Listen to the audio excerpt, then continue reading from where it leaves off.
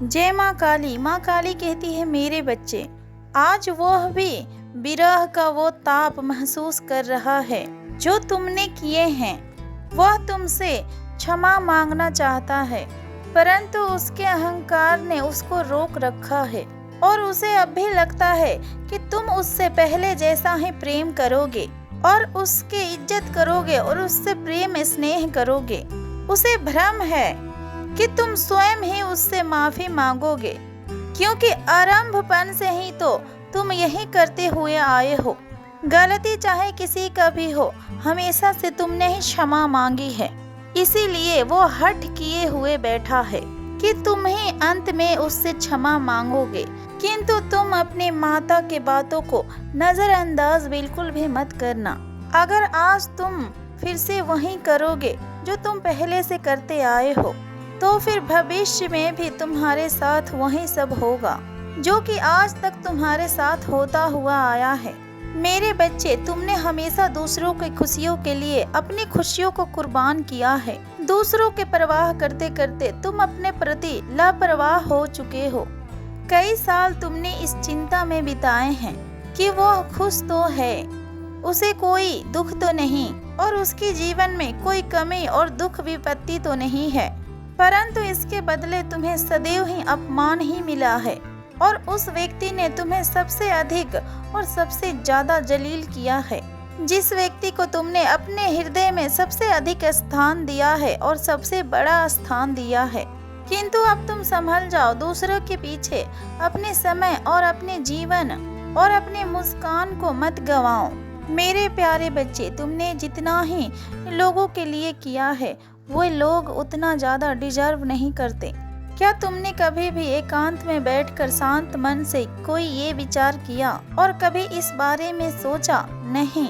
मेरे बच्चे, देखो तुम ध्यान से खुद को कि तुम कितने बदल चुके हो।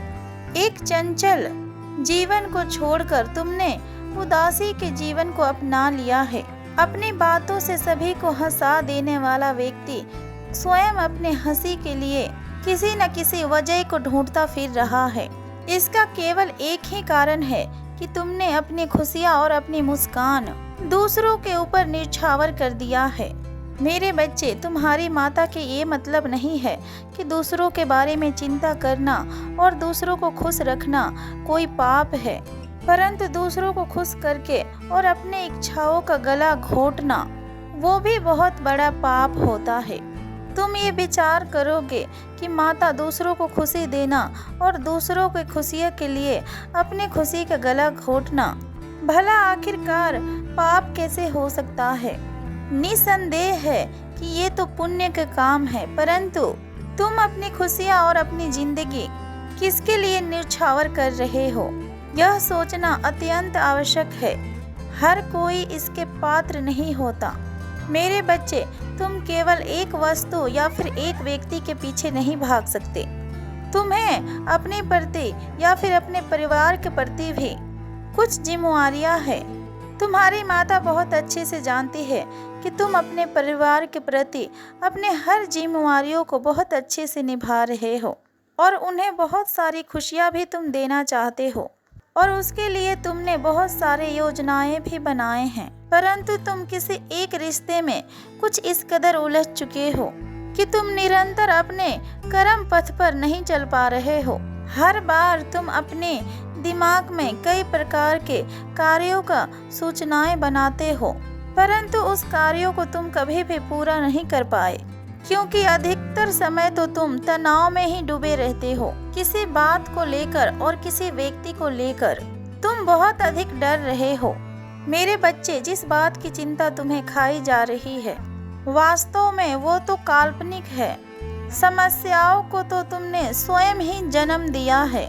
यह बात कड़वी है मगर सत्य है, क्योंकि अब तुम्हारे जीवन में सब कुछ शुभ ही शुभ हो रहा है। तुम्हारी जिंदगी में बहुत कुछ खास है, परंतु तुम्हारे नजर उस पर बिल्कुल भी नहीं है। केवल 10% का कमी है तुम्हारे जीवन में और उसी के पीछे तुम दौड़ रहे हो।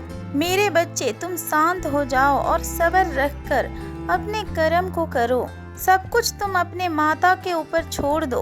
तुम्हारे सोच से कई ज्यादा तुम्हें मिलेगा। मेरे बच्चे, तुम्हारी सबसे बड़ी कमजोरी यही है कि तुमसे कभी भी इंतजार नहीं होता है।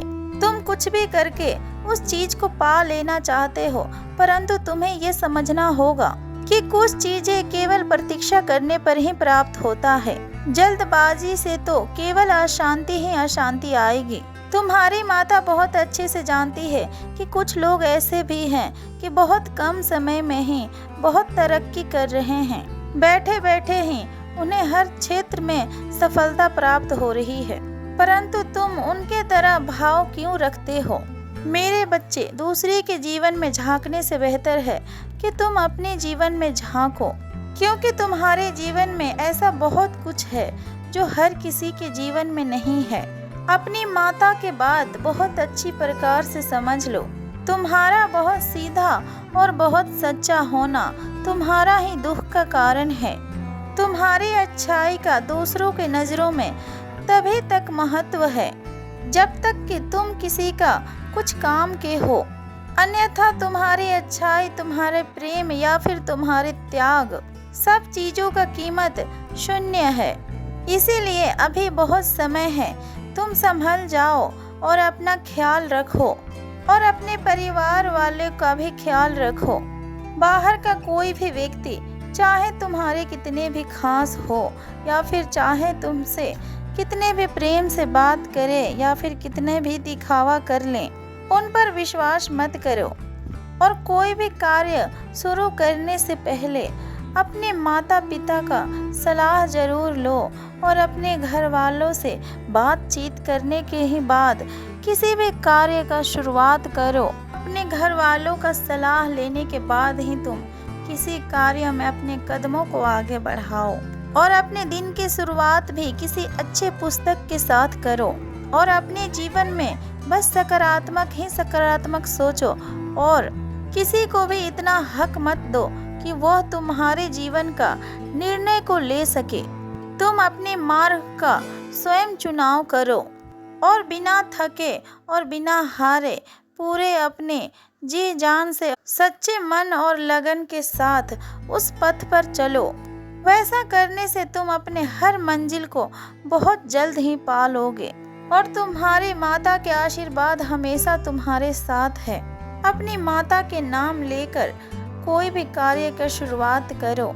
तुम्हारी माता तुम्हें कभी भी झुकने और गिरने नहीं देगी।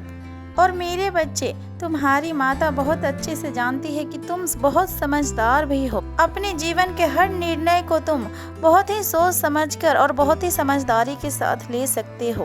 तुमने अपने जीवन में हमेशा से यही प्रयास किया है कि तुम्हारे परिवार हर स्थिति में खुश रहे, परंतु लोगों ने हमेशा तुम्हारा दिल दुखाया और तुम्हें निराश किया और तुम उनके उम्मीदों पर कभी खरा उतर ही नहीं पाए और लोगों को हमेशा तुमसे कोई न कोई शिकायत ही रही है। तुम्हारा प्रेम और तुम्हारे त्याग लोगों को दिखाई ही नहीं देता, उन्हें केवल तुम्हारी कमियां ही दिखती है। इसीलिए अब लोगों के लिए करना बंद कर दो और अपने परिवार के बारे में सोचो, क्योंकि यहाँ जैसा तुम लोगों को देखते हो वो वैसा नहीं है। यहाँ पर सभी अपने चेहरे पर एक मुखौटा पहने घूमते हैं, जो तुम्हारे सामने से तो बहुत अच्छे होते हैं, परंतु वही लोग तुम्हारे पीठ पीछे तुम्हारे ही बुराइयां करते फिरते हैं। इसीलिए मेरे बच्चे, तुम किसे खुश रखना चाहते हो? ये पापी दुनिया को तुम अपने प्राण भी दे दो तो ये तुमसे खुश नहीं रहेंगे। इसीलिए तुम किसी भी बात का तनाव मत लो, बस ये सोचकर प्रसन्न रहो कि तुम्हारी माता तुमसे खुश है और तुम्हारी माता तुमसे प्रसन्न है और हर समय तुम्हारी साथ है और हर संकट से तुम्हारी माता तुम्हारी रक्षा कर रही है। तुम खुश रहो मेरे बच्चे, तुम्हारा कल्याण हो। प्रेम से बोलो जय माँ काली, हर हर महादेव, ओम नमः शिवाय।